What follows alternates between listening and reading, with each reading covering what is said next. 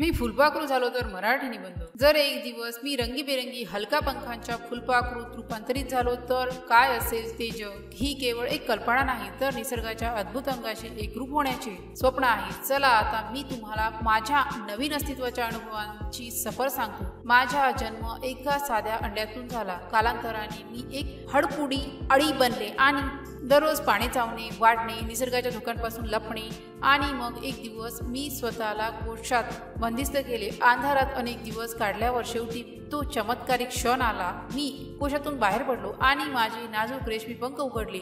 हवेच्या झुळकीने ते कोरडे होताच मी आकाशात झेपावले। माझे नवजात पंख निळे, पिवळे, नारंगी रंगाचे ठिपके असलेले, सूर्यप्रकाशात चमकणारे, हाच माझा खरा जन्म होता। आकाश हेच घर, माझे पंख ही माझी शक्ती आहे। मी जिथे इच्छा तिथे उडू शकतो।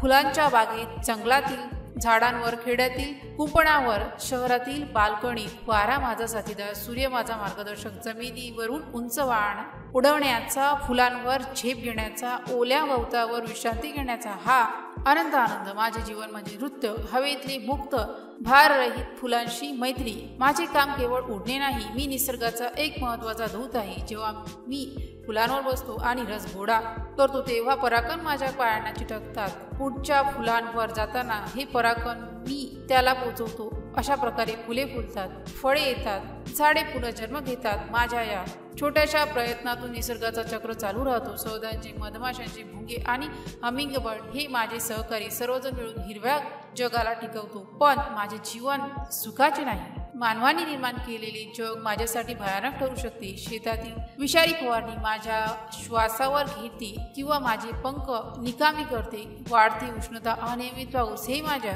जीवनचक्राला धोका देतात। झाडे तोडली जातात, फुलांची बाग काँक्रीटच्या इमारतींना झाकल्या जातात। काही वेळा मला पकडून बाटलीत कोंडून ठेवतात। हे माझ्या स्वातंत्र्याचे अंत होय। मी तुमच्या जगातील सुंदरता वाढवतो। माझे अस्तित्व निसर्गाच्या आरोग्याचे सूचक आहे। म्हणूनच फुलं झाडे लावा, कीटकनाशके कमी वापरा, झाडे तोडू नका, जंगले जपा।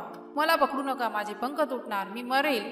मी हिमवर्ड भुंगा सर्व कीटक नसून परागकण करते आहोत। आम्हा शिवाय तुमचे अन्न नाही। जर मी खरोखर फुलपाखरू झालो तर मला माझ्या अल्प आयुष्यात प्रत्येक क्षण जगण्याची संधी द्या।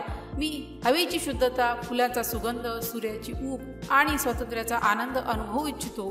माझ्या पंखावरील रंग तुमच्या डोळ्यांना आनंद देतात तर तुम्ही माझ्या अस्तित्वाला मान द्या। लक्षात ठेवा, जगातील सर्व जीवांचे नाते एकमेकांशी गुंतले आहे। मी नष्ट झालो तर तुमचेही रंग हरवतील। मी फुलपाखरू असेल तरीही माझ्या पंखांवर संपूर्ण आकाश टिकलेले आहे। जर या पोस्टशी संबंधित काही गोंधळ असेल किंवा आपल्याला अशा कोणत्याही विषयाची माहिती हवी असेल तर कृपया खालील दिलेल्या कमेंट बॉक्सद्वारे आपले प्रश्न आम्हाला विचारू शकता। या पोस्टशी संबंधित आणखीन काही प्रश्न असतील आपण आम्हाला ते देखील सांगू शकता की आम्ही त्या समस्या नक्की सोडवू।